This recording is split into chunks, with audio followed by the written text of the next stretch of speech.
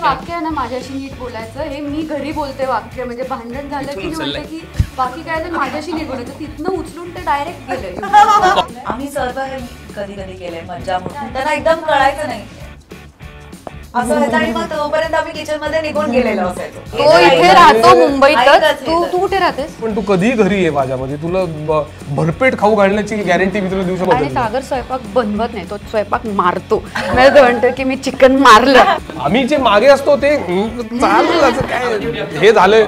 चिडली आणि त्याची तो कॅन फेकले, काय चाललंय नाही ते, तो कॅन इकडे घुसला आणि लाईव्ह तिला लागला. धार लागली. पुलंनी मला हसायला शिकवलं आणि आंबेडकरांनी मला जगायला शिकवलं.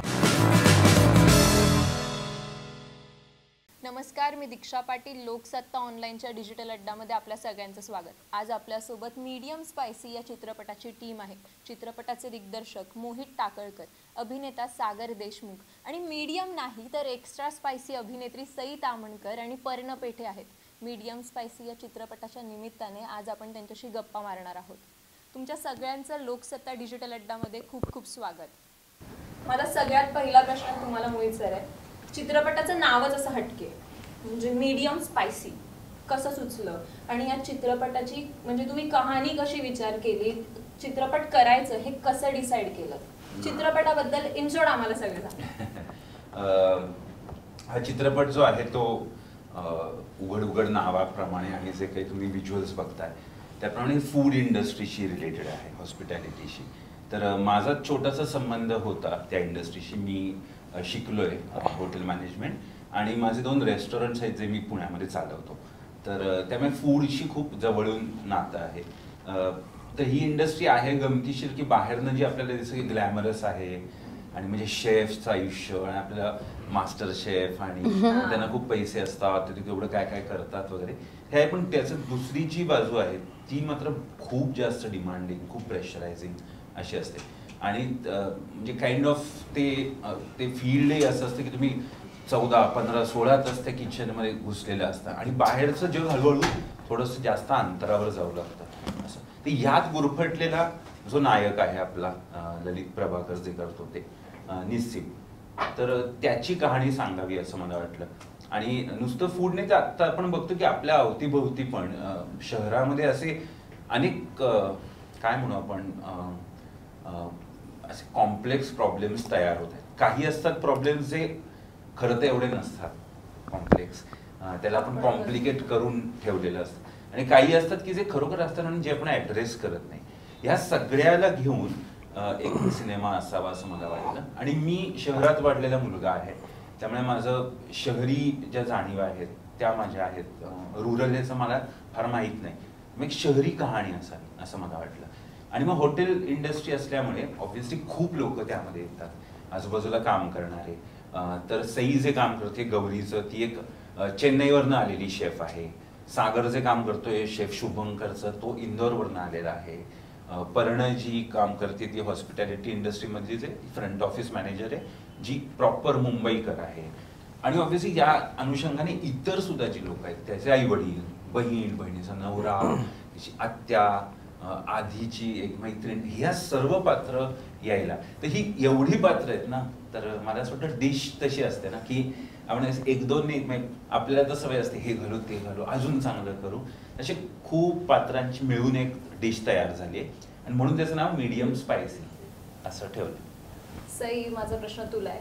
तुझी भूमिका शेफची आहे, त्यात तू एक आता मोहित सर म्हणाले तसं साऊथ इंडियन तुझा रोल आहे. आम्हाला ट्रेलरमध्ये तर बघून वाटलं नाही की तू साऊथ इंडियन आहेस. मग तुला इन शॉर्ट पूर्ण तयारी कशी करावी लागली की साऊथ इंडियन ॲक्सेंट मराठीत बोलताना, आणि एक शेफची तयारी कशी करावी लागली? शेफची तयारी ह्या शेफने आमच्याकडून खूप तगडी करून घेतली होती.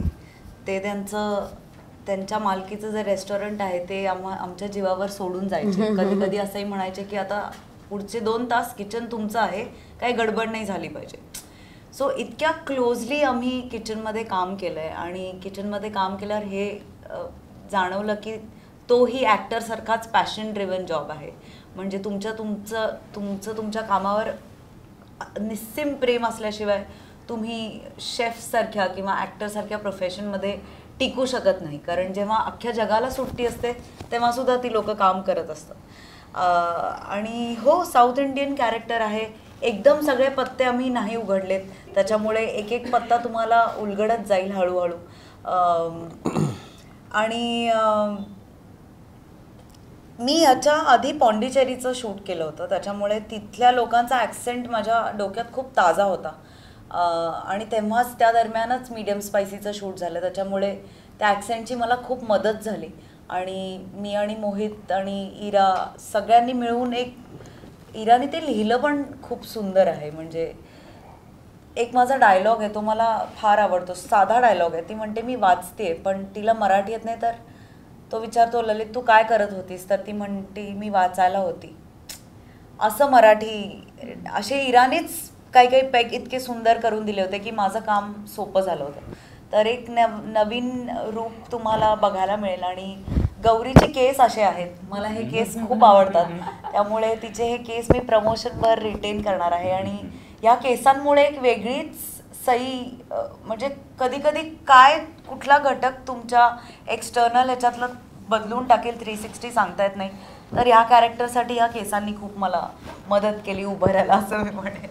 आणि बिहाइंड द सीन्सचे जे व्हिडिओज आहेत त्याच्यात आम्ही बघितलं की तू एकदम फाईन शॉपिंग करतेस. मग तू आधी जेवण वगैरे तुला अशी आवड होती की तू त्यासाठी वेगळं ट्रेनिंग घेतलास? नाही, घरी बेसिक आपण जे जेवण बनवतो स्वतःचं पोट भरण्यासाठी तेवढं जेवण मला येतं. कधी कधी मी लोकांनाही जेवायला घालते, इतकं बरं मी करते जेवण. पण आता त्याच्यातच खूप डिसिप्लिन आलाय. मी मध्येही सांगितलं की मी अगदी जर 10 भांडी वापरत असेल तर आता माझं 2 भांड्यात काम होतं. आता माझे कापलेले कांदा टोमॅटो छान दिसतात, त्याच्यामुळे तो सेन्स आलाय. परत एक ग्रॅटिट्यूड आलाय आम्हाला सगळ्यांनाच की जेवण आपल्याला सर्व केल्यानंतर थँक्यू, छान झालंय. ही कॉम्प्लिमेंट शेफसाठी किंवा ह्या इंडस्ट्रीच्या लोकांसाठी ह्या कॉम्प्लिमेंटवर ते जगतात किंवा हा त्यांच्यासाठी ऑक्सिजन असतो असं मला वाटतं. सो ते ग्रॅटिट्यूड अजून जास्त इन्कल्केट झालं असं म्हणायला हरकत. मग अशी तू म्हणलीस की मोहित सर असे 2 तास वगैरे तुमच्यावर सोडून जायचं किचन, मग तुम्ही तिकडे जे यायचे गेस्ट यायचे त्यांना ते तुम्ही बनवलं आणि ते सर्व? आम्ही सर्व कधी कधी केलंय मज्जा म्हणून. हो, त्यांना एकदम कळायचं नाही असं व्हायचं आणि मग तोपर्यंत आम्ही किचनमध्ये निघून गेलेलो असायचो. पण असं झालेलं आहे आणि ते सर्व करताना इतकं म्हणजे it's like going on duty and doing something, असं एक वेगळाच फिलिंग येतं. त्या कॉस्ट्युमनी पण एक वेगळी जबाबदारी एक. आणि मला अजून आठवतं की जेव्हा मोहित आमच्यावर किचन सोडून गेलं होतं तेव्हा एका क्लायंटच्या प्लेटमध्ये एक छोटासा क्रॉकरीचा तुकडा आला होता आणि आम्ही सगळ्यांनी शिव्या खाल्ल्या होत्या. म्हणजे आम्ही प्रॉपर आमचं फायरिंग झालं होतं सगळ्यांचं किचनमध्ये उभं करून. सो खूप क्लोजली अनुभव आणि एकदम साठवून ठेवावा आयुष्यभर असा अनुभव होता. माझे आणखी काही सहकारी आहेत, ते देखील तुम्हाला प्रश्न विचारते. थोडा विषय वेगळा आहे असं त्या ट्रेलरवरून कळतच आहे, पण माणसांची गोष्ट यातून कशी समोर राहण्याचा प्रयत्न केला. म्हणजे एक व्यवसाय आहेच शेफ, पण त्यातूनही इमोशन्स, त्यातूनही रिलेशनशिप्स, तर एक माणसांची गोष्ट कशी डिलिव्हर करायची याच्यामध्ये काही वेगळा विचार केला होता की अशा पद्धतीने रंगवून आपण सांगूया किंवा असे काही किस्से, असे काही इन्सिडेंट्स आपण ह्यात आणूया आणि त्यात ते थोडेसे रेलेव्हंट असतील, काही काल्पनिक असतील. तर हा एक अभ्यास होता का यामागे? कारण शेफ हे एक जॉब आहे, पण त्यातूनही गमती जमती बऱ्याच घडत असतात. तर त्याचा काय काही फॅन्टसी किंवा काय असं विचार आले होते? मला काय वाटतं ना, मला वाटतं सर्व फिल्म मेकर्स म्हणजे आता जर आपण म्हणूया जो टेक्निक आहे सगळं फिल्म मेकिंग नावाचं, तर त्याचं म्हणजे खूप कॉम्प्लिकेटेड कॉम्प्लेक्स गोष्ट आहे फिल्म मेकिंग ही. पण खूपदा त्याच्या इतर ज्या असं कॅमेरा आहे ते यामध्ये आपण खूप अडकतो. मला वाटतं एव्हरी फिल्म मेकर जगातला कुठल्याही भाषेतला कुठल्याही पद्धतीची फिल्म ही wants to tell a story. I mean that is the basis of it. आणि ती स्टोरी कधी कधी घटनात्मक असते, म्हणजे त्याला प्लॉट ड्रिव्हन असते, कधी कधी कॅरेक्टर ड्रिव्हन असते. तर ही मीडियम स्पायसी ही कहाणी जी आहे ती कॅरेक्टर ड्रिव्हन आहे. जेव्हा इतकी लोक येतात तेव्हा प्रयत्न हा असतो की त्यांना फक्त एकरेषीय न ठेवता आपण त्याला बहुआयामी कसं बनवता येईल. ते कॅरेक्टर्स आहेत त्यांना थोडे जास्त टोकदार हे बनवता कसं येईल, छान छान गोड गोड असं न करता जसे आपण इतर माणसं असतो की खूप काही असतं आपण कोणाशी तरी खूप कंजूशीने वागत असतो आणि दुसऱ्या माणसाशी दुसऱ्याच दिवशी अत्यंत दानशूरपणे वागत असतो, काही ठिकाणी खूप संयमी असतो, काही ठिकाणी मात्र खूप आपला त्रागा होतो आणि त्यांनी माणूस बनतो. आणि आणि तर त्यामुळे तशा माणसांची गोष्ट सांगावी हा या सगळ्या मागचा घाट होता. दुसरं असं की आत्ता असे प्रश्न खूप येतात की मग किचनमध्ये तुम्ही कशी तयारी केली, किंवा मग आत्ता जसं सई म्हणाली केस किंवा ॲक्सेंट. तर ह्या गोष्टी ज्या असतात ते कुठलेही ॲक्टर्स असतात त्या बाह्य आपल्याकरता घेतलेल्या असतात. कोणाकरता काय वर्क होईल हे सांगता येत नसतं. पण मला असं वाटतं की हे किचन ट्रेनिंग आणि हे सगळं एका बाजूला जे सगळ्यांनी केलं इथे, पण मला वाटतं त्या माणसाचा शोध घेणं हा या सगळ्या मागचा उद्देश आहे. त्यामुळे गौरी ही म्हणजे तिचे केस हे वगैरे हे सगळं बरोबर आहे, पण ते पात्र भयंकर जास्त व्यामिश्र होतं आणि ते सईला तिथे पोचणं गरजेचं होतं. सागरचं जे पात्र आहे शुभंकर ते मजेशीर आहे, छान मजा करतो, हे करतो, परंतु तुम्ही जर फिल्म बघाल तेव्हा तुम्हाला कळेल की ओ माय गॉड ते इतकं इंट्रिकेट आहे आणि त्याला ते दाखवणं, ते साकारणं हे सर्वच नटांना एक मोठा चॅलेंज असतो आणि नटांना तो आवडतो. दिग्दर्शक लेखकांनी त्यांना जेवढं चॅलेंज केलं तेवढं ते जास्त परफॉर्म करतात. पर्ण आपल्याला आजपर्यंत पण तिच्या भूमिका माहिती आहे, तर ती जी आता साधी छान सोज्वळ संयमी अशी वाटते मुलगी, पण मी फिल्म बघाल तेव्हा असं वाटेल की अरे ह्या सगळ्याच्या मागे इतकी दृढनिश्चयी, इतकी या आयुष्याबद्दल एक लख्ख तिचा विचार असणं, त्याच्याबद्दल क्लॅरिटी असणं आणि आपलं मत, आपला प्रवास ती ज्या पद्धतीनं ती निष्ठेनं करते. तर मला असं वाटतं इथे फिल्म आणि इथे गोष्ट आणि इथे पात्र, मला वाटतं that is the crux of it rather than बाकीच्या गोष्टी. पण माझा प्रश्न तुला आहे की 2018 नंतर तुझा चित्रपट एकही आला नाही, तर मग इतक्या वर्षानंतर हा चित्रपट तुझ्याकडे कसा आला आणि या चित्रपटातल्या भूमिकेबद्दल तू काय सांगशील आणि काय तयारी केली? आला होता ना 2000 जो आम्ही अश्लील उद्योग मित्रमंडळ नावाचा जो चित्रपट केला, ते तो आला आणि त्याच्यानंतर चौथ्या दिवशी लॉकडाऊन झालं आणि तो गेला सिनेमा आणि आम्ही तो खूप जीव लावून केलेला सिनेमा होता, खूप वर्ष त्याच्यावर काम करत होतो. त्यामुळे 2 वर्ष ही मधली आपल्या सगळ्यांसाठीच जशी अवघड गेली तशी ती माझ्यासाठी सुद्धा गेली खरं सांगायचं तर. ही फिल्म आम्ही पॅन्डेमिकच्या आधी शूट केलेली फिल्म आहे, त्यामुळे आम्ही सगळेच खूप आतुरतेने वाट बघत होतो की कधी ही या प्रेक्षकांसमोर आणता येईल. या सगळ्या काळातनं नवीन कामं ज्या पद्धतीने आत्ता आम्ही सगळेच त्या अर्थाने स्ट्रगल करतोय की काय पद्धतीने बाउन्स बॅक व्हायचं, आपण सगळेच त्या अवघड 2 वर्षातनं गेलो. तसं मी सुद्धा खूप फाईट मारते, मी मध्ये 2 नवीन नाटकं केली, त्याचे प्रयोग चालू आहेत, पण सिनेमा हा खरंच खूप दिवसांनी येतोय आणि अर्थातच हा खूप जवळचा सिनेमा आहे. कारण काय मोहितदादाबरोबर मी माझ्या नाटकाची सुरुवात, पहिलं नाटक मी त्याच्याबरोबर माझ्या आयुष्यातलं केलं आहे आणि म्हणजे आय हॅव ग्रोन विथ हिम, म्हणजे तो माझा मेंटॉर असल्यासारखंच आहे. त्यामुळे ही फिल्म खूप स्पेशल आहे, याच्यातले कलाकार खूप स्पेशल आहेत. तो ज्या पद्धतीने नाटक बसवतो ती प्रक्रिया म्हणजे कलाकार म्हणूनच नाही पण माणूस म्हणून सुद्धा खूप एनरिच करत असते. तसंच या फिल्मच्या बाबतीत सुद्धा तो ज्या पद्धतीने पुश करतो, म्हणजे तो आता जे म्हणत होता की एका पद्धतीने आपण काम करण्यात कम्फर्टेबल असतो, पण तो अशा काही गोष्टी तुम्हाला क्वेश्चन करायला लावतो तुमच्या स्किल्सविषयी, तुमच्या असण्याविषयी, की आपण नव्याने त्या गोष्टीकडे परत पाहायला लागतो. तर त्याच्यामुळे ही फिल्म खूप स्पेशल आहे.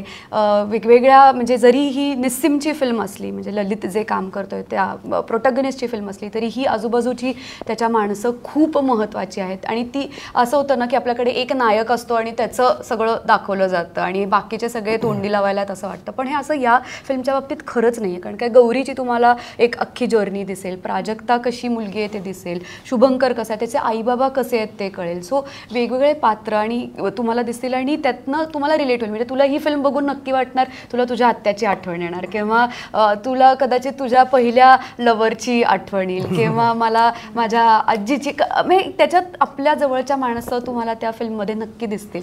त्यामुळे अर्थात ही फिल्म 2 वर्षांनी रिलीज होते. माझी फिल्म 2 वर्षांनी मी स्क्रीनवर येणार आहे, पण ती स्पेशल फिल्म याचा मला खूप आनंद आहे. पण तू प्रोड्यूस पण करतेस गोष्टी, ते पण हो. मध्ये म्हणजे आम्ही शॉर्ट फिल्म्स काही केल्या ज्या मेंटल हेल्थ रिलेटेड होत्या, त्या यूट्यूबर आहेत त्या मी प्रोड्यूस केल्या आणि मेंटल हेल्थ रिलेटेड सुद्धा मी 2 वर्षात खूप काम केलं. सागर सर, तुमचं आधीची जर्नी पाहता, आधीच्या भूमिका पाहता, आम्ही चित्रपटाचा ट्रेलर पाहिला तेव्हा तुमची या चित्रपटाच्या ट्रेलरमध्ये एक वेगळी भूमिका दिसते. शुभंकर एक वेगळ्या पद्धतीने दिसला. तर तुम्हाला याच्यासाठी कितपत तयारी, किती खास तयारी करावी लागली आणि एक नवा सागर आम्हाला दिसतो याच्यामध्ये, तर त्याबद्दल काय सांगाल? ह्याच्यात नाविन्य हे आहे की इंदोरी कॅरेक्टर आहे. तो इंदोरवरनं, मध्य प्रदेशवरनं आलेला माणूस आहे.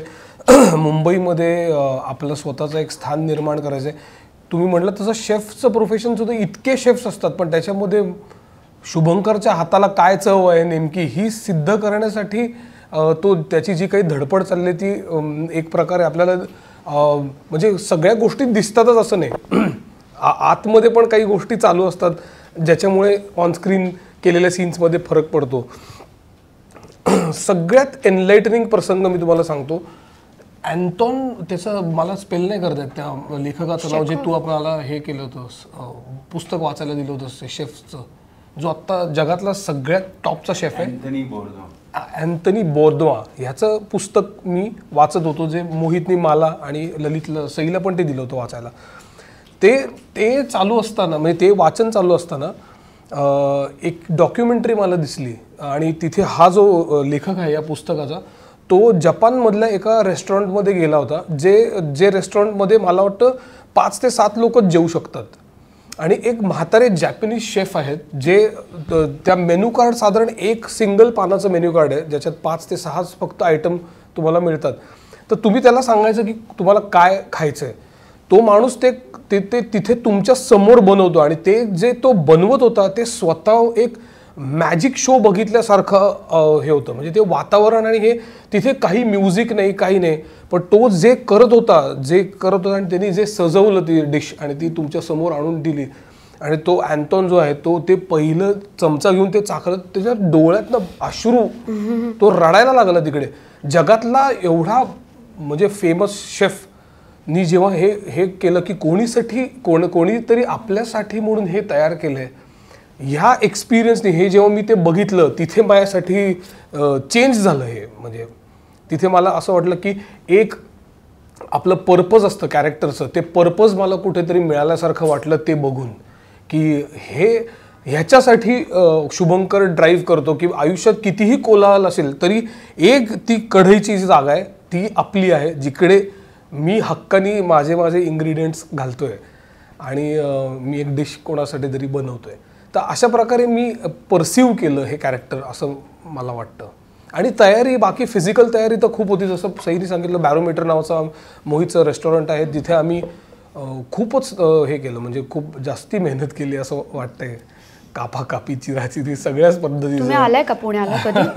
गेलात का? त्या तुम्हाला यावंच लागेल. मस्ट व्हिजिट प्लेसेसमध्ये पुण्यात मी रेग्युलरली असते, रेग्युलरली असतो आम्ही रेग्युलर.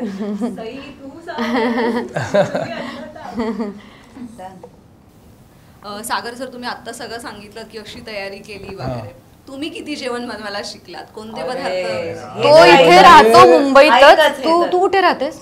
मुंबईत. कुठे पण?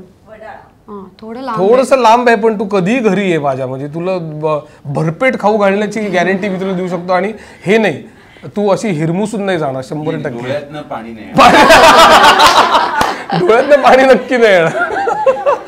पण खूप मी करतो स्वयंपाक. म्हणजे हे जसं ह्या चित्रपटांनी काय बदललं माझ्या आयुष्यात, तर हेच बदललं की मी खूप जास्त स्वयंपाक करू लागलो आणि मी मनापासून एन्जॉय करू लागलो. मी असं म्हणत नाही की मला खूप भारीतलं जमतं, पण मला जे जमतं ते मी खूप मनापासून करायला लागलो. आणि दुसरं म्हणजे जसं ही म्हणली ना मग अशी ग्रॅटिट्यूड झाला निर्माण. एक आपण पटकन आईने काहीतरी आणून दिलं तर ते काही ॲप्रिशिएटच नाही करायचं, खाऊन मोकळं होतं, आपले कामाला बाय असं होतं आपलं. पण ते किंवा हॉटेलमध्ये सुद्धा एखादा पदार्थ नाही आवडला आपल्याला, ती सांगण्याची पद्धत बदलली आता. असं नाही काय असं वगैरे आता माहिती ऐसा बोलाता वगैरे असं नाही होत, कारण आम्हाला माहिती तिकडे करताना काय झालं असू शकतं त्याचं. बाबा एक इमॅजिन करू शकतो की पीक आवर्स मध्ये काय होत असेल शेफच्या आतमध्ये. सो आणि सागर स्वयंपाक बनवत नाही, तो स्वयंपाक मारतो. म्हणतो की मी चिकन मारलं, मी आज फ्लॉवरची भाजी मारली, असंच म्हणतो. प्राइज मारल्या. अरे म्हणजे सगळे कंपल्सरी. प्राइज मारायला शिकले. ललितने एकदा केक पण बनवला होता, गाजर हलव्याचा केक बनवला त्यांनी. वेगळीच रेसिपी. मोहित सर, तुम्हाला प्रश्न आहे. कास्टिंग करताना हेच सगळे चेहरे डोक्यामध्ये होते का, की कधी कुठल्या भूमिकेसाठी दुसऱ्या एका कलाकाराचा विचार केला होता? ह्याच्यामध्ये खूप ऑनेस्टली जेव्हा लिहिली फिल्म, युजली जसं होत असेल मे बी तसं नाही, पण आम्ही फिल्म लिहिताना हा विचार नव्हता झाला की कोण काय असं, कारण का ती पात्र सक्षम बनवणं हे पहिलं काम होतं. ते झाल्यानंतर ऑब्व्हियसली प्रत्येक डिरेक्टरचं एक काहीतरी विश लिस्ट असते. प्रत्येक लेखक जसं इराला लिहिताना पण असं वाटतं की नाही हा ॲक्टर ही ॲक्ट्रेस या रोल करता योग्य असेल, त्यामुळे ती एक विश लिस्ट होती. आणि आत्ता फायनली जे ही लोक आहेत तर ही मला वाटतं 90% त्या विश लिस्टमधली आहेत असं आहे. तर गंमत आहे, माझा हा पहिला सिनेमा आहे मराठी. हे क्षेत्र पण मला नवीन आहे, कारण काय मी त्या अर्थाने मीडियामधलं नाही आहे. त्यामुळे मला किंचित हे होतं की सई ताम्हणकरांना कसं विचारायचं, ललित प्रभाकरला कसं विचारायचं. परिणाम खूप जवळची आहे, सागर जवळचा आहे, पण मी यांना भेटलो नव्हतो यापूर्वी कधी, असं होतं. पण मला असं वाटतं गंमत तीच आहे, त्यांनी वाचून मला आठवतं की वाचल्यानंतर सई म्हणाले गौरी माझी, ललित म्हणत होता निस्सीम, मी निस्सीम. तर ते जे ॲक्सेप्टन्स आहे, ते जे एक समोरनं जाऊन मिठी मारायचं त्या पात्राला जे आहे ना, ते वर्क होतं. मला वाटतं बाकी हे सगळं नावं त्याच्या भोवतीचं सगळं बाजूला पडतं. ती जी कलाकारांना पण वखवक असते ना चांगलं काम करायची, तर ते त्या ह्याच्यानी त्यांनी ॲक्सेप्ट केलं. माझा प्रश्न असा आहे की किचनमध्ये आपण नॉर्मली पण जातो तेव्हा मेकअप वगैरे अशा गोष्टी पॉसिबल नसतात तिथे. इथे तर तुम्ही शूट पण करत होतात, त्यावेळेस मेकअप पण मेंटेन ठेवायचं होतं, ती धावपळ पण दाखवायची होती. तर हे ॲज अ कलाकार म्हणून तुम्ही आणि डायरेक्टर म्हणून तुम्ही, की बारीक सारीक गोष्टी असतात, चेहऱ्यावरचे हावभाव दिसले पाहिजेत किंवा मेकअप मेंटेन राहायला पाहिजे, किचनमध्ये एवढं धूर वगैरे काय बऱ्याच गोष्टी सुरू असतात. तर हे कसं तुम्ही मेंटेन केलं सगळ्या शूट दरम्यान, किंवा असा काही किस्सा घडला का की काही पडलं किंवा काही असं काही घडलं? अरे एक मोठा किस्सा घडलाय. काय पडलं? पडलं पाडलं का पाडलं ताणान टोडून तो टीन फेकला पडली, कोणाला झटका लागला, असं काही झालं? सांग तू तुझ्याच तोंडून. मी सांगतो. जे आता ही मगाशी म्हणाली की आम्हाला ते क्रॉकरीचा पीस आला, आम्हाला फैलावर घेतलं, तसंच मग इनवर्स सीन होतं की जेव्हा ही, कारण की ही एक्झिक्युटिव्ह शेफ आहे, ही ललित सागर या सगळ्यांची बॉस आहे असं आहे. तर ती असंच एकदा फैलावर तिने सगळ्या किचनला घेतलं होतं आणि तिच्याकडे एक असं कॅन होता की त्याची एक्सपायरी डेट संपली आहे आणि ती म्हणते की कसं काय तुम्ही हा वापरलाच कसा माझ्या किचनमध्ये, असं आउटडेटेड प्रोडक्ट म्हणून ती चिडली आहे आणि ती अशी तो कॅन फेकते की हे काय चाललंय माझ्या किचन. तर आमची जी एक कॉमी मैत्रीण जिनी काम केलंय त्या कॉमीचं, विशाखा बेके म्हणून, ती समोरच होती. तर तो थेट तो कॅन इकडं घुसला आणि लाईव्ह असं रक्ताची धार लागली असं. तर तेव्हा पण Sai was also the first person जी, म्हणजे ते मारल्या ती तिथं गेली आणि तिने तिला हे केलं आणि मग तिला फर्स्ट एड पण प्रोव्हाइड केलं असं. त्यामुळे हे किचन ही गोष्टच अशी आहे, जसं तुम्ही म्हणाल तसं इतकी वोलटाईल गोष्ट आहे, त्यामुळे बऱ्याच गोष्टी होत असतात तिथे. बोट कापणं वगैरे हे सगळं होतच असं. मला आणखी एक बोलायचं आहे की म्हणजे ह्या जे काही ऍक्टर्स आहेत ह्याच्यामध्ये, आम्हाला कोणालाच एका पॉइंट नंतर माझा मेकअप ठीक आहे का, माझं लिपस्टिक ठीक आहे का, ह्याच्याकडे आमचं लक्षच उरलं नाही. कारण इथेपर्यंत पोचायला आमचा डिरेक्टर खूप कारणीभूत आहे. कारण मला असं वाटतं की इतके वर्ष काम करून कधी कधी असं होतं की कोणी इन्स्ट्रक्शन देत नाही किंवा कधी कोणी हे बरोबर हे चूक सांगत नाही. लकीली असे डिरेक्टर्स कमी भेटलेत, पण मोहित कधीच चांगलं बोलायचं नाही त्याच गोष्टीला आणि दॅट ॲक्च्युली वर्क. म्हणजे तो म्हणाला ना की पुश करायचं माझं काम आहे, तर त्यांनी ते इतकं ब्युटिफुली केलंय की आम्ही लिटरली गौरीच्या सोलला टच करून आले मी असं फील येईपर्यंत त्यांनी आम्हाला पुश केलं. त्याच्यामुळे makeup hair was the last concern. Shot कसा होतोय, एक्झिक्यूट कसा होतोय, ह्याच्याकडे सगळ्यांचं तेवढ्याच इंटेन्सिटीने लक्ष होतं. सर तुम्ही आत्ताचा प्रश्न विचारला तो इतका चांगला आहे खरं तर, की ह्याच्याकडे लक्ष नाही जात का. तर तुम्ही जर का कुठलंही रेस्टॉरंट पीक आवरमध्ये जर का तुम्ही किचनमध्ये जस्ट डोकावलं जरी, तरी तुम्हाला एक थिएट्रिकल अनुभव येईल की तिकडे आवाज आणि लोकांच्या बोलण्याचा एक असा कोलाज असतो तिथे. सगळ्या त्या युटेन्सिल्सचा आवाज एकमेकाचा तो एक थिएट्रिकल एक अनुभव असतो आणि त्या कोलाहलामध्ये त्याच्याकडे त्या बनवण्याकडे त्या स्वयंपाक करण्याकडे इतकं लक्ष असतं माणसाचं की दुसरीकडे कुठे लक्षच जात नाही. आणि त्याच्यामुळे तुम्ही जर का बघितलं तर सगळी माणसं जी किचनमध्ये काम करतात ती अतिशय सुंदर दिसत असतात तेव्हा. म्हणजे अप्रतिम. म्हणजे आम्ही खूप भारी दिसलो असं म्हणलं नाही पण खरं एक्झॅक्ट कामातच इतकं फोकस असतो की ती डिश जास्तीत जास्त चांगली कशी बनवू हाच तो मॅटर आहे. मला लक्ष द्यावं लागलं माझ्या मेकअपकडे कारण काय मी शेफ नाहीये, मी ती फ्रंट डेस्क मॅनेजर आहे आणि ते जे लोक एअर हॉस्टेसेस असतात किंवा हे जे असतात त्यांना कायम ते असं प्रॉपर छान राहावं लागतं. त्यामुळे इनफॅक्ट मी अशी व्यक्ती आहे की जी कधीच मेकअप करणार नाही किंवा लिस्ट मी बॉदर्ड असते, पण इनफॅक्ट मला उलटं करावं लागले की मला सगळं सुंदर दिसणं, ती परफेक्टच दिसली पाहिजे मुलगी, असं मला उलटे कष्ट घ्यावे लागले. त्यामुळे तू नॉर्मल लाईफ मध्ये नाहीयेस अशी? अजिबात नाही. Makeup is the last thing मला वाटतं. म्हणूनच तिचं जास्त अवघड काय आहे कारण की फ्रंट डेस्कला काम करत असताना मनात कितीही काही जरी घडलं असेल तरी कायम एक हसत मुखच ठेवायचं, विच इज मोर डिफिकल्ट. काहीही प्रेशर असेल, घरातलं प्रेशर असेल, कुठलंही प्रेशर असेल तरी हसरात चेहरा ठेवायचा. आम्ही जे मागे असतो ते चालू काय हे झालंय त्यामुळे. सईला माझा प्रश्न आहे की आता जस्ट पेटपुराणमध्ये जे एक कॅरेक्टर होतं म्हणजे मला आठवत नाही, अतुल, तर तो पण शेफच होता म्हणजे. तर हे त्यामधून किंवा तुमचं जे बॉन्डिंग आहे की आता म्हणजे प्रेक्षक म्हणून पाहताना कसं वाटेल की एक सिरीज झाली जस्ट आता ती एन्जॉय करतायत लोक पेटपुराण आणि मग त्याच्यानंतर तुम्ही परत दिसणार आहात, तर तुमचं बॉन्डिंग कसं आहे याच्याबद्दल आणि तो एक्सपिरियन्स कसा होता म्हणजे या चित्रपटाबद्दल सांगच, पण त्याचा काही इथे फायदा झाला का तिथे काम केल्याचा इथे, किंवा रॅदर हे आधी शूट झाले आहे गेस, सो वायसे वरचा काही झालं का फायदा? हो डेफिनेटली. ही माझी आणि ललितची टेक्निकली पहिली फिल्म आहे. या फिल्मच्या आधी मी ललितला ओळखत नव्हते, ललित मला ओळखत नव्हता आणि त्याचा आम्हाला दोघांना इतका फायदा झाला या फिल्मसाठी कारण याच्यात त्यांची केमिस्ट्री थोडी अशीच आहे, लांबून आहे गोष्टी आणि त्याला खूप लेयर्स आहेत. त्याच्यामुळे आमची मैत्री नसण्याचा इथे खूप फायदा झाला आणि पेटपुराण करेपर्यंत आम्ही 3 प्रोजेक्ट्स एकत्र केले होते, त्याच्यामुळे आमची मैत्री झाल्याचा पेटपुराणला खूप फायदा झाला. त्यामुळे मला असं वाटतं की लोकांना दोन्ही ह्याच्यातलं वेगळेपण बघून खूप जास्त मजा येणार आहे. आणखी एक छोटासा अनुभव आवर्जून सांगते किचन मधला.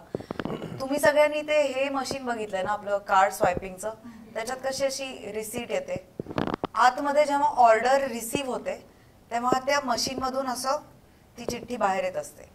वीकेंडला त्या चिठ्ठ्या अशा बाहेर यायच्या थांबत नाही, म्हणजे इट जस्ट डझंट स्टॉप. एक झालं की दुसरी झाली की तिसरी झाली की चौथी झाली आणि प्रत्येक ऑर्डर ही टाइम्ड असते.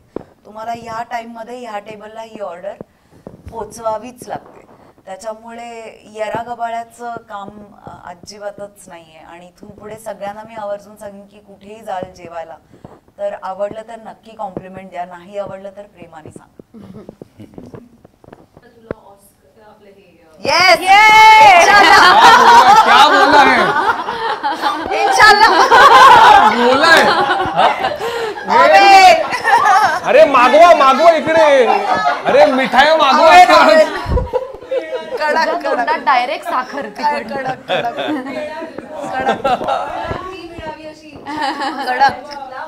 वा, तिच्या सबकॉन्शियस मधनं ते बाहेर आलं. नाईस. जस्ट तुला आयफाचा पुरस्कार मिळालाय, जेव्हा त्याची अनाउन्समेंट झाली आणि तुला कळलं की तुला आता मिळणार आहे आयफा, तेव्हा रिॲक्शन काय होती आणि जेव्हा ती ट्रॉफी हातात आली तेव्हा तुझी रिॲक्शन काय होती? ऑनेस्टली कुठलाही अवॉर्ड तुम्हाला जास्त हुरूप देतो, कॉन्फिडन्स देतो, तसंच आयफानी मला दिलंय. पण एका गोष्टीचा अत्यंत आनंद आहे की ग्लोबल प्लॅटफॉर्मवरती याचं वोटिंग होतं आणि ज्या लोकांना मी माहीत नाहीये कोण आहे त्या लोकांनी परफॉर्मन्स बघून वोट केलाय, ही माझ्यासाठी सगळ्यात जास्त महत्त्वाची गोष्ट आहे आणि आनंद आहे. काही नाही, माझे हार्टबीट्स वाढले होते आणि आयुष्यात पहिल्यांदा ते नॉमिनेशनचा एन्व्हलप घेताना माझे हात असे थरथरत होते. So it was a great feeling. खूप मजा आली मला.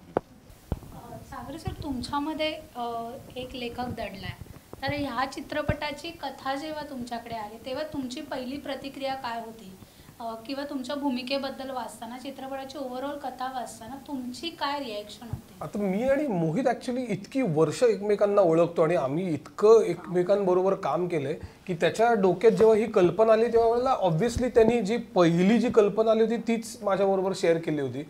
आणि म्हणजे ही त्याच्या डोक्यात, आणि इरावतीने लिहून ती फिल्म आता एक्झिक्यूट जेव्हा झाली स्क्रीनवर आपल्याला दिसणार आहे, ह्या सगळ्याला ऑलमोस्ट 8 ते 10 वर्षाचा कालावधी झालेला आहे. म्हणजे मोहितच्या डोक्यात तेव्हापासनं ते म्हणजे तेव्हा जन्म घेतलेली ती गोष्ट आहे. तर ती माझ्याकडे आली त्यावेळेला ऑब्व्हियसली मला त्याच्या गोष्टी माहिती होत्या की मला म्हणजे काय प्रकारे ती भूमिका माझ्याकडे येणार आहे. मगाशी जो प्रश्न होता ना की माणसं कशी फोरफ्रंटवरती येतील, ह्याच्यासाठी इरावती कर्णिकनी ज्या पद्धतीने त्या कॅरेक्टर्सना लिहिलंय, तुम्ही बघाल तर ह्याच्यामध्ये ही निस्सीमची गोष्ट जरी असेल तरी त्याच्यात इरावतीने जी स्त्री पात्र लिहिलेली ती अतिशय कणखर आणि स्वतःचा कणा असलेली, स्वतःची ठाम मतं असलेली पात्र आहेत.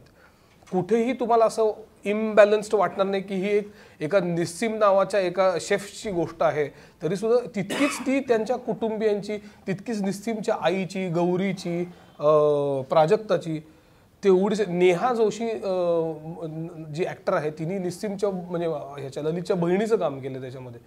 तर ते जरी ते छोटं पात्र असेल तरी सुद्धा तुम्हाला ते नोटिसेबलच आहे. तर ही जी फोरफ्रंटवरती माणसांची गोष्ट तयार झाली तीच माझ्यासाठी भयंकर इंटरेस्टिंग एक तयार झालं. इट्स नॉट ओनली सरफेशियल बरोबर शब्द काय, म्हणजे सरफेसला असणारी लव्ह स्टोरी अशी नाही आहे, त्याच्या आतमध्ये खूप जास्त लेअरिंग आहे आणि तेच मला जास्त आकर्षक वाटतं या गोष्टीचं. पण एक लेखक म्हणून तुम्हाला असं कुठेतरी वाटलं का की कथा वाचताना की नाही हे नसायला पाहिजे किंवा हे असायला पाहिजे? टेक्निकली इट्स नॉट राईट, पण तुम्हाला असं वाटतं? ते एक आत्याचा एक सीन आहे तो मला खूप वर्ष झाली, तो खरं तर असा जरा वाटतं की अरे असं मला वाटतं, पण तो लिहिलाय फार सुंदर. तो मला त्या क्रोनॉलॉजीमध्ये थोडासा कुठेतरी खटकल्यासारखा वाटतो, पण आता ओव्हरऑल बघताना मला मजाच आहे, का मस्त आहे, असंच होतं ते.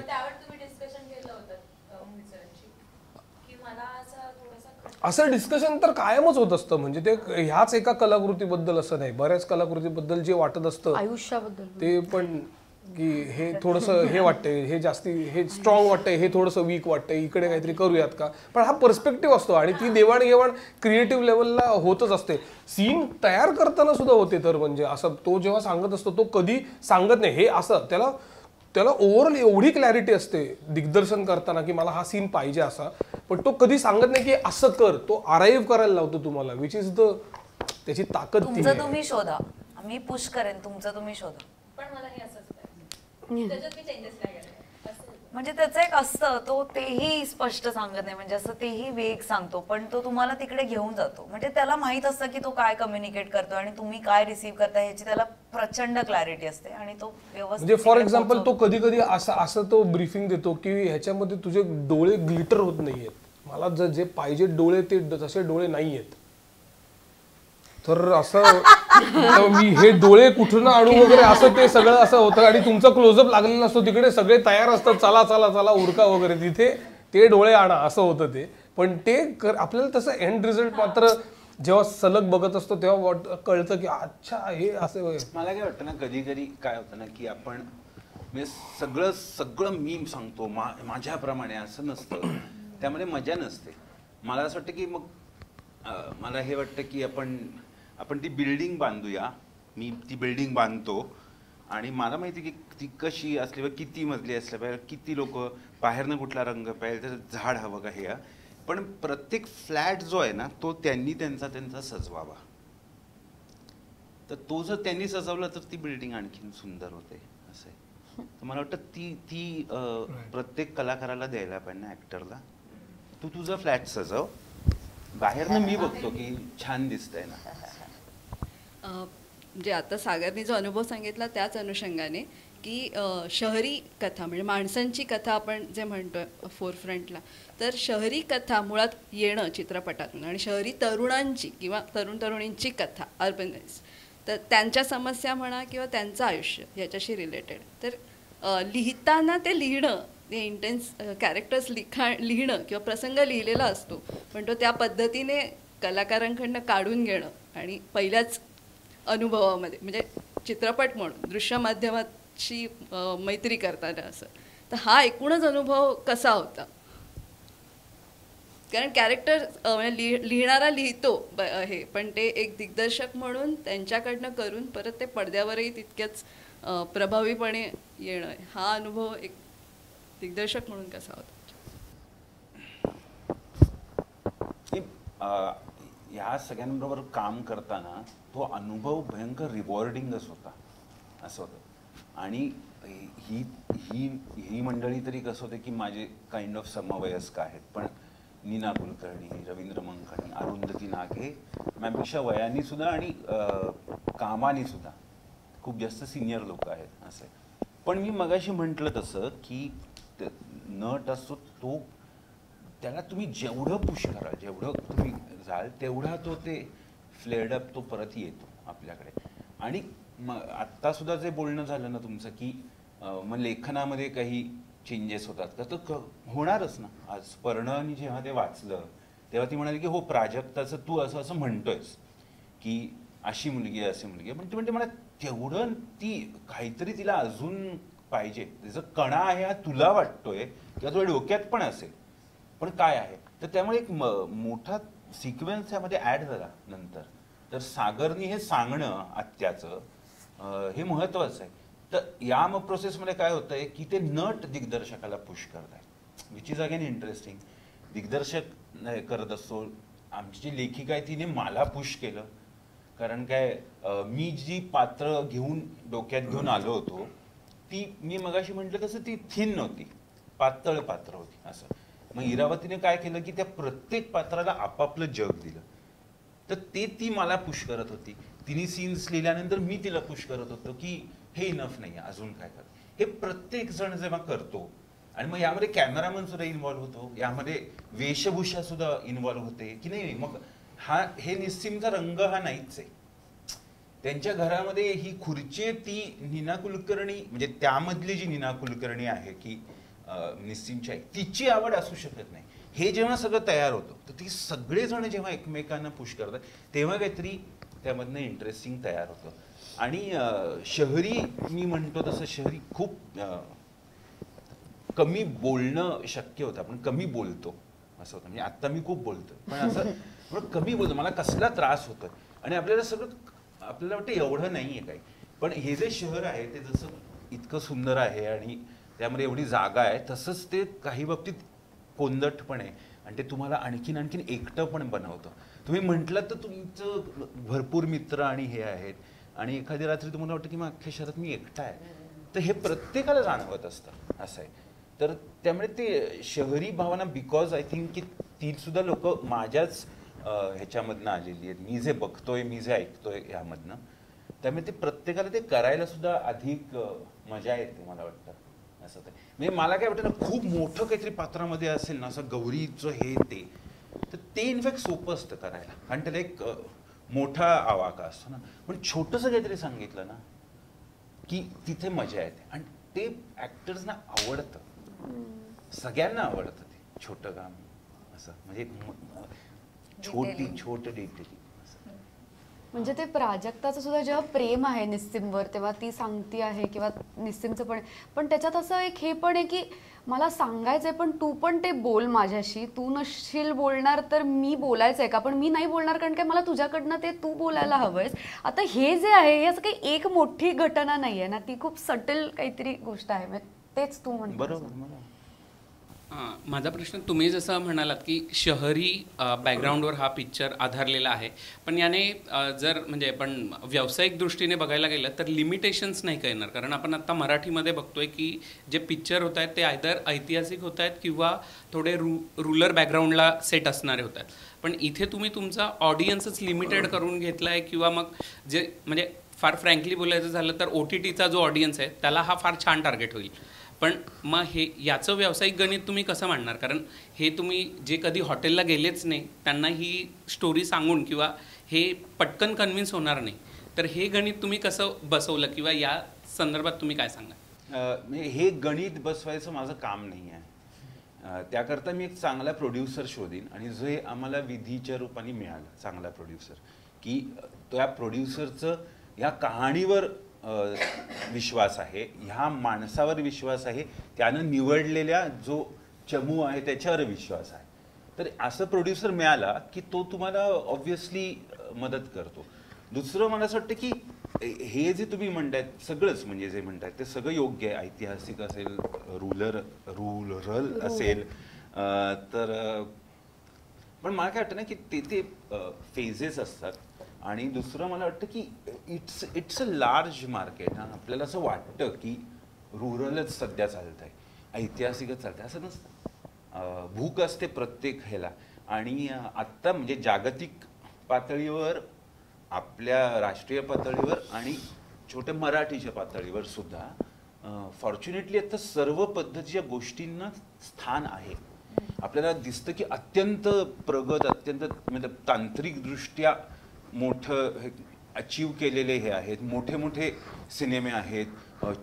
त्याचबरोबर हे जसं तुम्ही आता म्हणजे ऐतिहासिक आणि हे, त्याचबरोबर पर्सनल प्रायव्हेट फिल्म्सना सुद्धा जागा आहे. आता मला तुम्ही सांगा की तुम्ही सगळेजण आता इथे एवढे बसले, तुम्ही या वयोगटातले आहात काय बाबा? मी म्हणेन की एक 20-25 ते 30-35 असे तुम्ही असणार या सगळ्यामध्ये. तुम्हाला आवडेल की नाही की मी जी भाषा बोलतो, माझे मित्रमंडळी जसे आहेत, मी जसे कपडे घालतो, मी जे शहर बघतो, त्याची जर कोणी गोष्ट सांगितली तर मला आवडेल, बरोबर की नाही? तर त्यामुळे ती आत्ता आम्ही सांगायचा प्रयत्न करतोय. तर ती तुमच्यासारखेच अजून लोक आहेत या रस्त्यावर, तर त्यांना ती आवडेल. आणि अशी पण शक्यता आहे की असे पण खूप लोक असतात की ज्यांना ऐतिहासिक सिनेमांमध्ये तेवढी रुची नसते किंवा ग्रामीण सिनेमात तेवढा इंटरेस्ट नसतो. तर ते या गोष्टी वेगवेगळ्या आहेत असं मला वाटतं. पण आपण आपली गोष्ट सांगणं महत्वाचं आहे. नाही, पण हा शहरांपुरता लिमिटेड राहील चित्रपट असं नाही का वाटत मग यामधून तुम्हाला? मला असं वाटतं की जर का मी आता हे चित्रपट बघून तुम्ही सांगा खरं तर आपण मी किती ग्रामीण गोष्टी बघतो आणि मला खूप मजा वाटते. आणि ते माझं भावविश्व अजिबात नाही आहे. म्हणजे असं पण नाही की मी लहानपण खेड्यात काढलंय, माझी आजी दळणावर, हे माझा त्याच्याशी संबंधच नाही आहे. पण मला ते चित्रपट, आणि मी असं म्हणेन की ग्रामीण समजा 100 चित्रपट निघत आहेत, मला 100 चित्रपट नाही आवडत, पण मला त्यातले 5 सिनेमे असं वाटतात की ही तरीही माझीच कहाणी आहे. ती सेट केली आहे गावामध्ये, ती भाषा वेगळी बोलतायत, त्यांचे कपडे निराळे आहेत, पण ते माणसांची गोष्ट सांगतायत आणि ती माणसं मला आयडेंटिफायबल वाटतात. असं नसतं की म्हणजे माझीच गोष्ट सांगितली जाते. तुम्ही तुमची जी गोष्ट सांगता त्यामध्ये मी माझी गोष्ट, माझं जग शोधत असतं. तसंच यामध्ये जेव्हा काय होतं की फक्त त्या 2 शेफ 3 शेफ्सची गोष्ट नाही आहे ना, मी म्हटलं मग अशी, तसं जर असतं तर कदाचित लोकांना जरा शेफ आणि ते हे आम्हाला तर घेई बाबा हे. पण इथं ते आईवडील तेवढेच ह्याच्यानी आहेत. शुभंकरची बायको जिला खरं तर ती छोट्या काळापुरता येते सिनेमामध्ये, तिचं पण तेवढंच महत्त्वाचं आहे. तर हे जेव्हा येतं तेव्हा मला असं वाटतं प्रत्येकाला त्यातला एक बिंदू जो आहे तो त्यांना स्वतःचं प्रतिबिंब दिसतं. आणि ते जर होत असेल तर मला वाटतं की होईल की. म्हणजे ही बँकेत अशी स्टोरी किंवा इतर कुठेही असली तरी लोकांनी स्टोरीशी कनेक्ट केलं असतं, स्टोरीशी त्यातल्या माणसांशी कनेक्ट केलं असतं असं मला वाटतं. आमच्या सिनेमात एक खूप सुंदर डायलॉग आहे जो मला या सिनेमाचा सोल आहे की काय असं वाटतं की निस्सीमचं पात्र त्याच्या वडिलांना म्हणतं की बाबा मला ना कसला तरी आनंद होतोय, पण कसला आनंद होतोय समजत नाहीये. ते म्हणतात की because you don't know family. आता हे इमोशन आहे युनिटीचं किंवा रिलेशनशिप्सना व्हॅल्यू करायचं. हे इमोशन युनिव्हर्सल आहे, ह्याला कुठली लँग्वेज नाही आहे. आणि मला असं वाटतं की हीच भाषा खरी याही सिनेमाची. आणि अशी जेव्हा युनिव्हर्सल लँग्वेज असते तेव्हा ती सगळ्यांनाच अपील होते. म्हणजे ह्या फिल्मची स्पेशालिटीच ही आहे की ही तुम्हाला गौरीचीही गोष्ट वाटेल, मधनच तुमचीही वाटेल, मधनच तुमच्या मित्राचीही वाटेल. असं अजिबात होणार नाही की ही एकाची वाटली किंवा ह्याची, असं शक्यच नाही. इतकं सुंदर ते सगळे पॅलेट्स आणि हे अरेंज केले गेले. आणि तर पुलंचं साहित्य पण आपण बघतोच की जे मुंबईकर, पुणेकर, नागपूरकर हे बारामतीतला माणूस पण वाचतच असतो आणि तोही एन्जॉय करतोच की.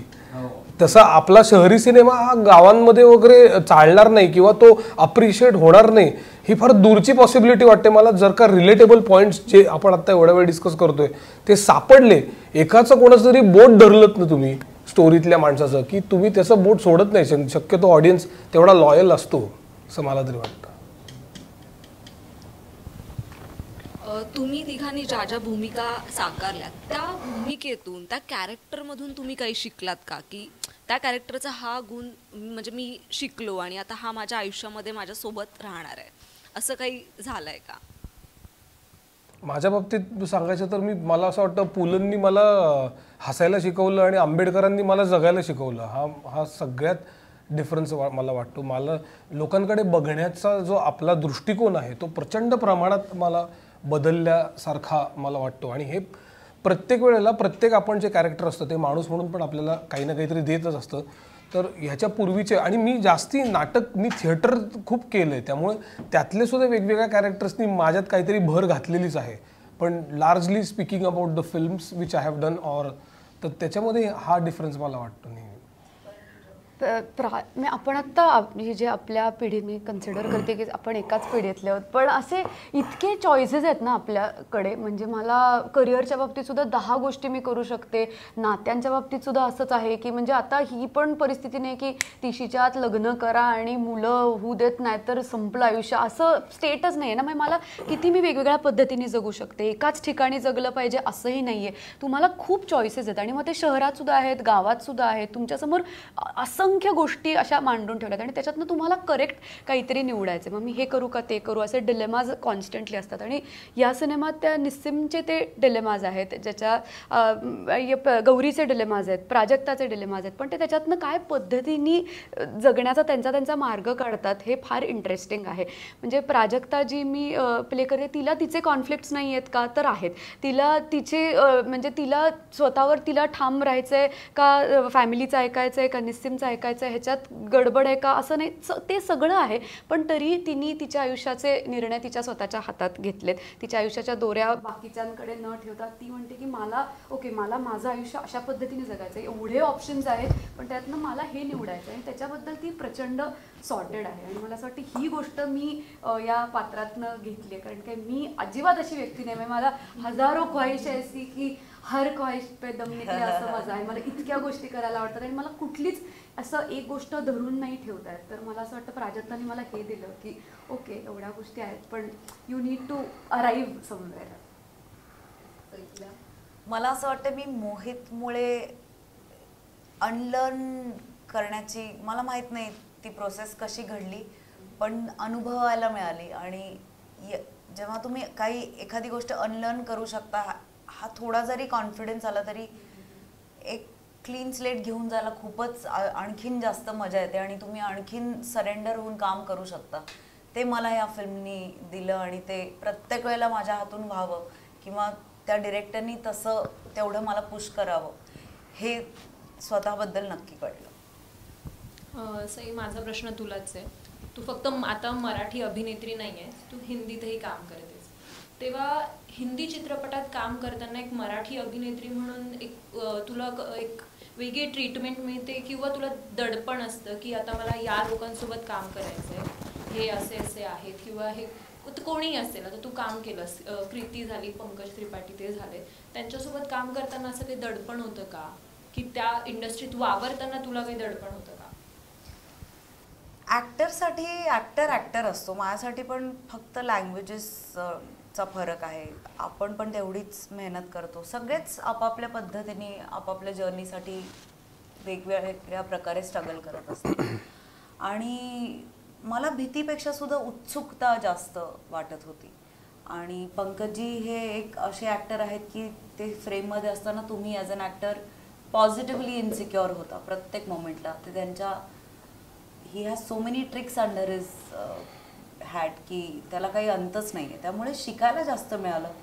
आणि मला असं वाटतं की काहीच घाबरायचं किंवा दडपण यायचं कारण नाही आहे. कारण जेव्हा तुम्हाला माहीत असतं की आपल्या हातून चांगलंच काम होणार आहे किंवा एक हा कॉन्फिडन्स आहे म्हणूनच इथंपर्यंत मी सक्सेसफुली पोचू शकले असं मला वाटतं. त्यामुळे दडपणपेक्षा उत्सुकता जास्त होती असं म्हणायला हरकत नाही. आणि मला असं वाटतं की आता कुठेच हा मराठी ॲक्टर आहे, ही तमिळ ॲक्टर आहे असं राहिलेलं नाही आहे. तुमच्या ॲबिलिटीजप्रमाणे, तुमच्या स्किल्सप्रमाणे, तुमच्या अचिव्हमेंट्सप्रमाणे प्रत्येकाला डिझर्विंग असा रिस्पेक्ट मिळतो आणि तो सगळ्यांनाच मिळतो, मला एकटीला नाही असं मला वाटतं. तू जर कृती आणि पंकज त्रिपाठी आहेत त्यांच्यासोबत ऑन स्क्रीन आणि ऑफ स्क्रीन जे रिलेशन होतं ते बॉन्डिंग कसं होतं? खूप छान होतं. कृती खूप, मला असं वाटतं की ती खूप ऑनेस्ट ॲक्टर आहे. म्हणजे ती गिवअप करत नाही लवकर. तिच्या डोक्यात किंवा डिरेक्टरला जसं हवं आहे तसं करण्यासाठी तिची तयारी असते. पंकजजी तर अख्ख्या देशाचे फेवरेट आहेत आणि माणूस म्हणून पण ते खूप इंटरेस्टिंग आहेत. आमचं ऑफस्क्रीन बॉन्डिंग छान आहे. मला सांगायला आवडेल की हे ॲक्टर्स त्यातले नाहीत की काम झालं आणि नंतर ओळख नाही, असं नाही आहे. आम्ही अजूनही टचमध्ये आहोत आणि आय थिंक मिमीमुळे असं काहीतरी तयार झालं आहे की आम्ही आता कायम टचमध्ये राहू. काही असं एखादं मजेशीर किस्सा वगैरे की तुम्ही तो आठवण राहिली असते ना की अरे हा, शेवटच्या 3 दिवसाचं शूट बाकी होतं आणि माझा पाय फ्रॅक्चर झाला होता आणि मला सगळ्यांनी, सिनियर्स ॲक्टर्सनी सुद्धा मला खूप सांभाळून घेतलं. त्याच्याबद्दल मी ते कायम लक्षात ठेवेन. परिणाम, माझा प्रश्न तुला आहे, या चित्रपटादरम्यान तुझी सई, ललित किंवा सागर कोणासोबत सगळ्यात चांगली बॉन्डिंग झाली? छोटी आपलं आधीच झालं तर सांगून. खूपच आवड. मी ललित बरोबर पहिल्यांदा काम केलं, म्हणजे आम्ही आधी भेटलो होतो पण आम्ही कधी काम नव्हतं. सागर बरोबर म्हणजे पहिलं नाटक केलं मी ते त्यांनी लिहिलं आहे, त्यामुळे मी अगदी शाळेतनं जस्ट बाहेर पडल्यावर 11वीत असल्यापासून मी त्याला ओळखते, त्यामुळे ते काहीतरी इज लाईक अ फॅमिली. आणि सईबरोबर मी तिसरा हा आमचा एकत्र चित्रपट आहे, म्हणजे आम्ही YZ एकत्र काम केलं, अश्लील उद्योगमध्ये पण केलं आणि त्यामुळे अर्थातच आमचं खूप घट्ट नातं आहे. ललितची या निमित्ताने पहिल्यांदा ओळख झाली, मैत्री झाली. पण असं बेस्ट नाही सांगू शकत, हे सगळेच जवळची माणसं आहेत. नाही, हे सगळेच खूप जवळची माणसं आहेत, त्यामुळे खरंच खूप स्पेशल नाती आहेत सगळ्यांबरोबर.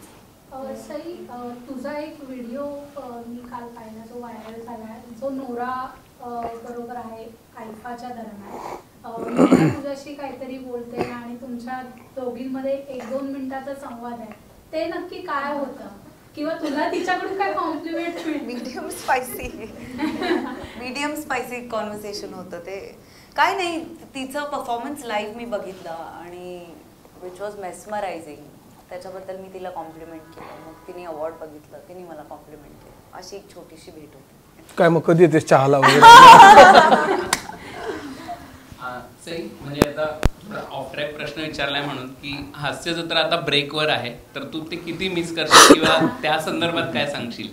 ऑनेस्टली आम्ही पॅन्डेमिकमध्ये सुद्धा काम करत होतो. आम्ही सलग 3 वर्ष काम करतोय, त्यामुळे सगळ्यांनाच एक क्रिएटिव्हली पण ब्रेक जेन्युइनली पाहिजे होता. आणि मला असं वाटतंय, असं सांगणं वावगं ठरणार नाही की आम्ही सगळेच आत्ता तो ब्रेक एन्जॉय करतोय आणि जेव्हा येऊ तेव्हा परत नव्या एनर्जीने येऊ. पण तुला एक प्रश्न आहे माझा की जसं आम्ही आलोकला बघतो आई मी आणि त्या सिरीजमध्ये, तर तो घरी पण तसाच आहे की कारण तू बोललीस की तू जशी ऑनस्क्रीन दिसते तशी नाहीयेस, तर तो म्हणजे हे सगळे एक्सपेरिमेंट किंवा ह्या सगळ्या गोष्टी तो घरी तुझ्याशी डिस्कस करतो किंवा कसं? म्हणजे तुम्ही दोघेही तसेच थोडेसे क्रॅक नाही, म्हणजे तुम्ही आमच्यासारखे वाटता की आम्हाला रिप्रेझेंट करता असं वाटतं, म्हणून मी विचारतोय तुला की याचं घरी काही डिस्कशन होतं किंवा, कारण तो म्हणजे आमच्या भाषेत सांगायचं झालं तर तो त्याच्यामध्ये मॅड आहे एकदम, की त्याला फॉलो करणं, त्याचे डायलॉग आज लोकांमध्ये फेमस आहे, तर तुझ्याकडून काही त्याला इनपुट्स मिळतात? हे जे वाक्य आहे ना, माझ्याशी नीट बोलायचं, हे मी घरी बोलते वाक्य, म्हणजे भांडण झालं की मी म्हणते की बाकी काय तर माझ्याशी नीट बोलायचं, तिथनं उचलून ते डायरेक्ट गेले. कॉपीराईट घ्यायला पाहिजे, आता ब्रँडिंग झाले, कॉपीराईट घ्यायला पाहिजे, त्याचे टी शर्ट छापले गेले, इथे मला काय कॉपीराईटचे रॉयल्टी वगैरे काही नाही सांगितलं. हे खूप पण हे बाकीच्या गोष्टी पण तुझ्याकडून काही आल्यात की कसं ते? आम्ही खरंच तशी वेडीच माणसं आहोत बऱ्यापैकी, म्हणजे आमच्या घरी सुद्धा जी माणसं येतात, आमचे जे आजूबाजूची सगळी थोडी सटकलेलीच माणसं आहेत ओव्हरऑल, त्यामुळे त्यातला जो फील आहे, मृण्मयी पण आहे त्याच्यात, रेणुताई, त्यांचा जो सगळा वेडपटपणा आहे तो आमच्या आयुष्याचाच एक खूप अविभाज्य भाग आहे असं म्हणायला लागेल. मग आम्ही थोडं हेच बोलत होतो की त्याला फोन केल्यावर तू उचलते, तुला फोन केल्यावर तू उचलतो, असं झालंय आमच्या ओळखीतल्या 1-2 लोकांबरोबर. त्याच्यामुळे आम्ही पण तुमच्याकडे उलटे नंबर आहेत का? मोहित सर, तुम्हाला प्रश्न आहे, पुन्हा एकदा चित्रपटाकडे येऊ. हॉटेल मॅनेजमेंट किंवा तो व्यवसाय, ते हे क्षेत्र अभिनय आणि त्याचं तिथपर्यंतचा प्रवास कसा होतो, प्रवास झालाच कसा होईल तिथून इथे कसं यावंसं वाटतं? मी हॉटेल मॅनेजमेंट केल्यानंतर मला नोकरी लागली, मला एका हॉटेलमध्ये काम करायचं होतं. मला हे कळलं की भयंकर डिमांडिंग आहे ते सगळं आणि खूप जास्त कष्ट आहे. आणि मला असं वाटलं, मला त्या कष्टाचा प्रॉब्लेम नव्हता, पण मला असं वाटलं मी जर का दररोज 17-18 तास काम करणार असेल तर ते 17-18 तास जर का मी अशा कशात घालवले की जे मला खरोखर प्रिय आहे, खरोखर मला जे करायचं, तर जास्त बरं होईल ना आयुष्य. त्यामुळे मग मी ठरवलं की मी हे करतो. त्यामुळे असा तो प्रवास ट्रान्झिशनल होता आणि तसा थोडासा स्वाभाविक पण. मला त्याच्या ह्याच्यात जर्नीमध्ये सगळ्यात महत्त्वाचं फॅक्टर वाटतं त्याचे वडील. कारण लहानपणापासून त्याचे वडील त्याला आणि त्याच्या मोठ्या भावाला खूप उत्तमोत्तम नाटकांना आणि सिनेमांना घेऊन जायचे. त्यामुळे त्याची अभिरुची जी आहे, वाचनाची जी आवड आहे, मोहित अशक्य वाचतो. आम्हा कुणाही पेक्षा ज्याला वोरेशियस रीडर म्हणता येईल, तो अशक्य वाचतो, खूप बघतो सिनेमे. म्हणजे वर्ल्ड सिनेमा तर आहेच आहे, पण इकडचं सुद्धा जे काय आत्ता करंटली OTT वरती चाललेलं जे काय आहे ते, आणि मराठी मालिकांपासून तो अपडेटेड असतो सगळ्या बाबतीत. त्यामुळे ती अभिरुची त्याची डेव्हलप झाली ती त्याच्या वडिलांमुळे. म्हणजे ते कायम चांगल्या काय आणि वाईट काय ह्याची जी एक पारख आहे ती त्याला त्याच्यामुळेच सुरू झालेली आहे. तुम्ही पहिल्यापासून म्हणजे खूप वर्षांची तुमच्या दोघांची ओळख आहे. हो. तर नाटकाचे दिग्दर्शन करताना आणि चित्रपटाचं दिग्दर्शन करताना त्यांच्यामध्ये तुम्हाला काय वेगळेपण? सुरुवातीला फार तापट होता तो, आता तसा मेलाडाऊन झालाय तो आता. म्हणजे त्याला फिल्ममध्ये कमी तापट होता का? फिल्ममध्ये कमी तापट होता तो. नाही, त्याची खरं तर प्रत्येक स्क्रिप्ट जेव्हा येतं, एखादं नाटक जेव्हा आम्ही निवडतो ते स्क्रिप्ट त्याची प्रोसेस घेऊन येतं असं त्याचा विश्वास आहे. म्हणजे स्क्रिप्ट हे बायबल आहे अशा पद्धतीनेच त्याचा पहिल्यापासूनचा तो विश्वास आहे. त्यामुळे नाटकाची प्रोसेस ही त्या स्क्रिप्टनुसार त्याची ठरत गेलेली आहे आणि जी प्रत्येक नाटकाला कायम वेगवेगळी होती, ती एक अशी नाही आहे. चित्रपटाच्या बाबतीत जे काही प्रोसेस झालेली आहे नाटकाची, त्याचा सगळ्याचा एक अंश त्या ह्याच्यात आलेला आहे. म्हणजे फॉर एक्झाम्पल जेव्हा हे जे सीन्स जेव्हा तो डिरेक्ट करायचा, ते नाटकामध्ये जसं तो दिग्दर्शन करेल किंवा ज्या पद्धतीचं ब्रीफिंग देईल, ते ब्रीफिंग आणखीन डिटेल किंवा नेमकं पिन पॉइंटेड होत गेलं असं मला वाटतं. जाता जाता तुम्हाला सगळ्यांना प्रेक्षकांना काय सांगायचं? 17 जूनला मीडियम स्पायसी आपल्या जवळच्या चित्रपटगृहांमध्ये प्रदर्शित होतोय.